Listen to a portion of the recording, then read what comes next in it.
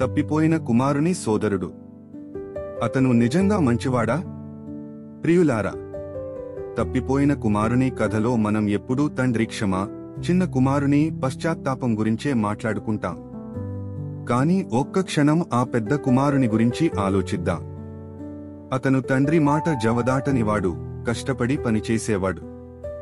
బయటకు చూస్తే ఎంతో మంచివాడు. కాని అతని మంచితనం నిజమైనదేనా? తమ్ముడు తిరిగి రాగానే అతనిలో ఉన్న కోపం, అసూయ బయటపడ్డాయి. నేను ఇన్నేళ్లుగా సేవ చేస్తున్నా నాకు లేని గౌరవం, ఆస్తి పాడుచేసిన నీ కొడుకుకా అని తండ్రిని నిలదీశాడు.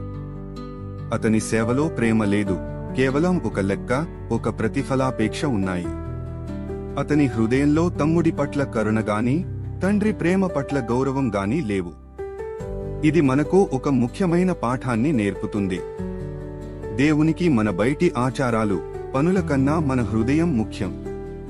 మనలో ప్రేమ, క్షమ లేనప్పుడు మనం చేసే ఎంత సేవైనా వ్యర్థమే. మన మంచితనం ఇతరులను చిన్నచూపు చూసేలా గర్వంగా మారకూడదు. ఈ కథలో చిన్న కుమారుడు పాపం చేసి మారుమనస్సు పొంది తిరిగి వచ్చిన వారికి సాదృశ్యం. పెద్ద కుమారుడు తాను నీతిమంతుడిని అనుకుని ఇతరుల తప్పులు చూపిస్తూ ప్రేమ, జాలి, కరుణ లేకుండా నేనే అనే గర్వంతో ఉన్నాడు.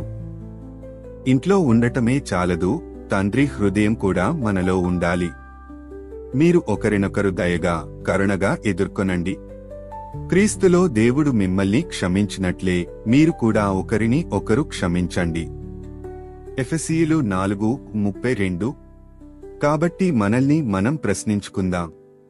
మన భక్తి ఆ పెద్ద కుమారునిలా స్వనీతితో నిండి ఉందా?